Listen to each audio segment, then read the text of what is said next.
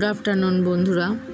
আজকে গুড আফটারনুনই বললাম, কারণ প্রায় এখন বেলা বেজে গেছে, প্রায় 2:30 কি 2 মতো হয়েছে। আজকে 7ই জুলাই, শুভ রথযাত্রা। আজকে এখন থেকেই ব্লগটা আমার স্টার্ট করলাম। দেখতে থাকো সারাদিন কি হয়, সারাদিন না, প্রায় দুপুর থেকে সন্ধে অবধি কি হয়, সাথে থেকো, পাশে থেকো, ভালো লাগবে।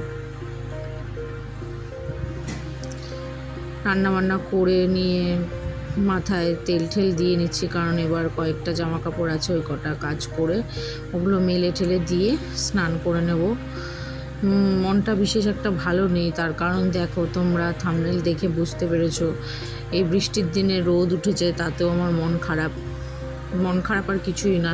তোমাদের আগের ব্লগে দেখিয়েছিলাম যে আমি আমসত্ত্বগুলো দিয়েছিলাম না, সেদিন আমসত্ত্বগুলোতে 2টো থালাতে, মানে আগের বছর 4টে থালায় দিয়েছিলাম, এবছর 2টো থালায় দিলাম। বেশ ভালোই মোটা করে দিয়েছিলাম, যাতে মেয়েটা অনেক দিন ধরে খেতে পারে, বা বাড়িতেও যারা আছে সবাই যেন অনেক দিন ধরে খেতে পারে।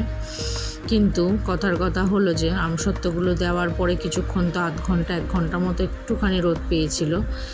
তারপরে এই যে বৃষ্টি শুরু হলো, ব্যাস পরের দিন আমি ভালো রকমভাবে, আমি যতবার আমসত্ত্ব করেছি রোদেই দিয়েছি, কিন্তু ইউটিউব দেখে দেখলাম যে গ্যাসের তলায় রেখেও নাকি করা যায়, কিন্তু কোনো লাভ হলো না। গ্যাসের তলাতেও থালাগুলো দিয়ে রাখলাম, তাতে দেখলাম ফাঙ্গাস ধরে গেল, পুরো আমার আমসত্ত্বগুলোই শেষ।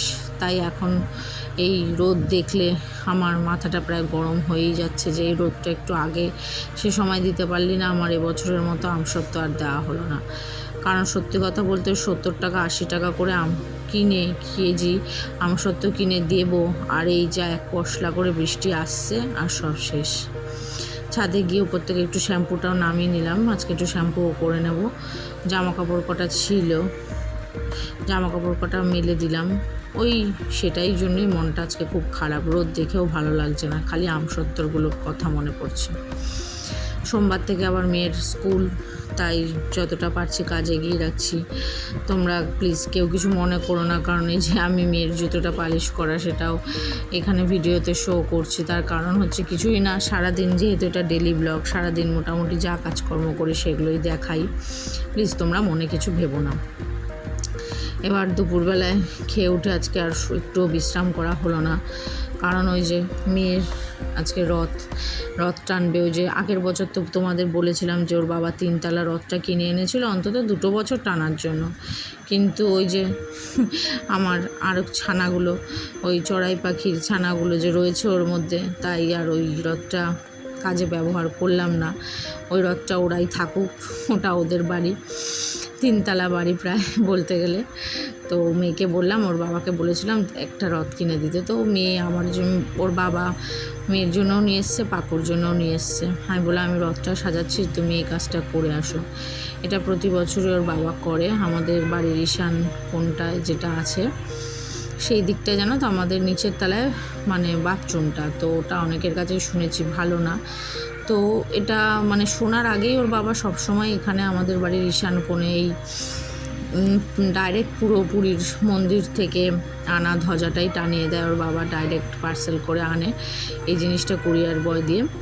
তো এই পতাকাটাই, ধ্বজাটা, পুরীর মন্দিরের এই ধ্বজাটা টানিয়ে দিই আমরা, ওর বাবাই টানিয়ে দেয়। তো এটা নাকি দেওয়া ভালো বাস্তবতে।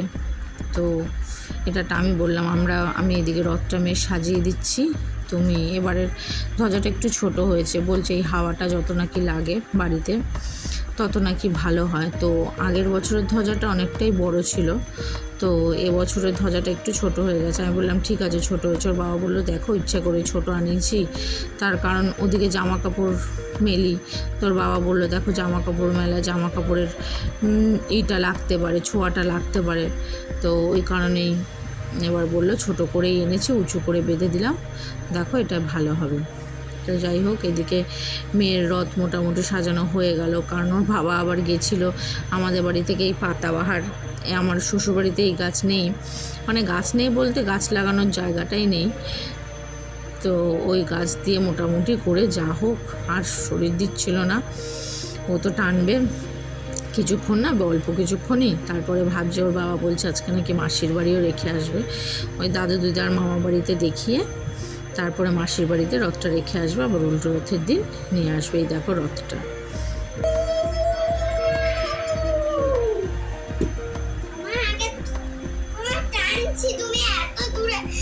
আচ্ছা আমি কিছু করছি না, আমি তোর এটা দেখ ভালো করে সবাইকে দেখাচ্ছি। আসো এবার আসো।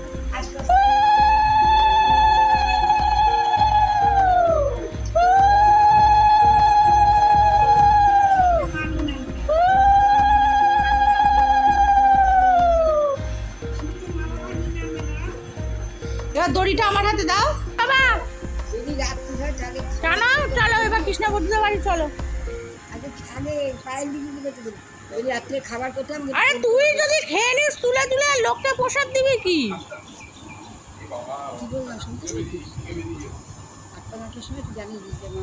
রথের চাকা ভেঙেই গেছে, টানতে পারবে না? দাও না ভাবি লাগিয়ে, ওর হাতে ছেড়ে দিয়েছো। এই থালাটা কাট, থালাটা ছোপাকু দাঁড়া। এই ছাড় ছাড়, আস্তে পাকু আস্তে, গাড়ি আস্তে আস্তে, ওদিকে যায় না, ধরে নেবে কি।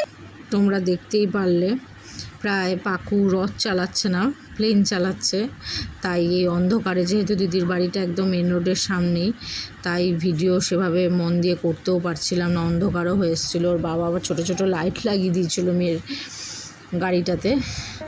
তো আজকের ভিডিওটা এত দূরই রাখলাম। তোমাদের যদি ভালো লাগে তাহলে প্লিজ লাইক অ্যান্ড সাবস্ক্রাইব করে দিয়ে আমার সাথে থেকো, পাশে থেকো।